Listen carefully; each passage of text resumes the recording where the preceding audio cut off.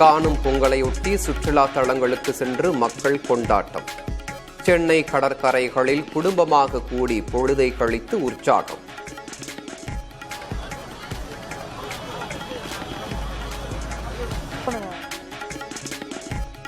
காணும் பொங்கலையொட்டி சாப்பாட்டு போட்டி நடத்தி பரிசுகளை வழங்கி உற்சாகம்.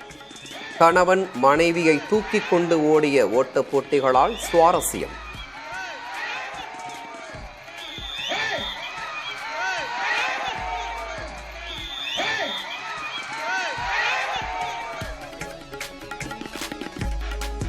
அலங்காநல்லூர் ஜல்லிக்கட்டில் 20 காளைகளை பிடித்து கார் பரிசை தட்டிச் சென்றார் அபிசித்தர். 14 காளைகளை பிடித்த ஸ்ரீதர் 2ஆம் இடம்.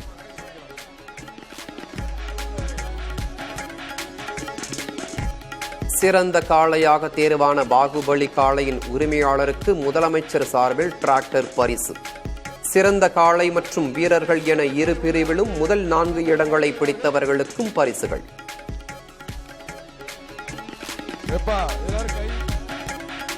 அலங்காநல்லூர் ஜல்லிக்கட்டு களத்தில் வெற்றி வாகை சூடிய வீர மங்கையரின் காளைகள். திருநங்கை கீர்த்தனாவின் காளையும் வெற்றி. வழங்கும் ஒரு சைக்கிள். ஒரு ஆள் பிடிப்பா, ஒரு ஆள் மட்டும் பிடி. சாலை வெற்றி பெற்றது, சாலை வெற்றி பெற்றது. சைக்கிள் வாங்கிங்க. வலசை கால்நடைகளின் நலனுக்காக மலைக்கோயிலில் வழிபாடு நடத்திய சத்தியமங்கலம் விவசாயிகள்.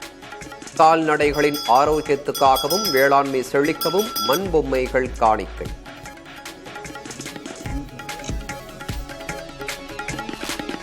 உதகையில் குலதெய்வ வழிபாடு நடத்திய கோத்தர் பழங்குடியின மக்கள்.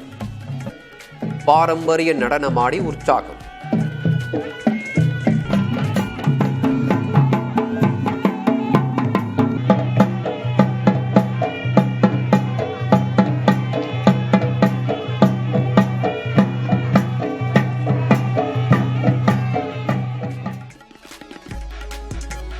பொள்ளாச்சியிலிருந்து பறக்க விடப்பட்ட ராட்சத பலூன் மீண்டும் பாலக்காடு வயல்வெளியில் தரையிறங்கியது.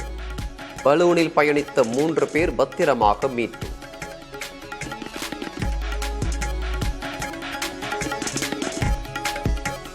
பனிரெண்டு ஆண்டுகளுக்கு பிறகு விண்ணடை மேற்கொண்ட சுனிதா வில்லியம்ஸ். தொலைநோக்கியில் ஏற்பட்ட பழுதை சீரமைக்கும் பணியில் ஈடுபட்டார்.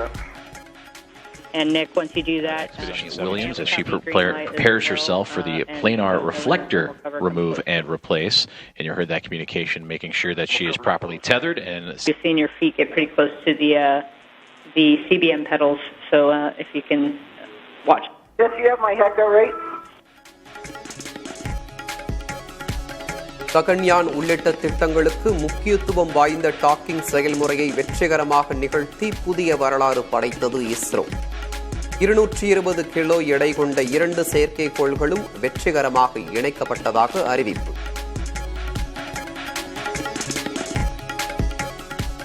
ஆந்திர மாநிலம் ஸ்ரீஹரிகோட்டாவில் அமைகிறது 3வது ராக்கெட் ஏவுதளம். மத்திய அமைச்சரவை ஒப்புதல்.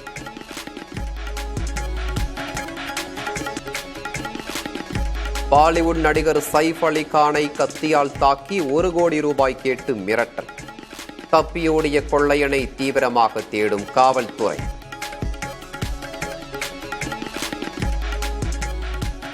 கத்திக்குத்து தாக்குதலில் படுகாயமடைந்த நடிகர் சைஃப் அலி கானுக்கு அறுவை சிகிச்சை. தற்போது நலமுடன் இருப்பதாக மருத்துவமனை விளக்கம்.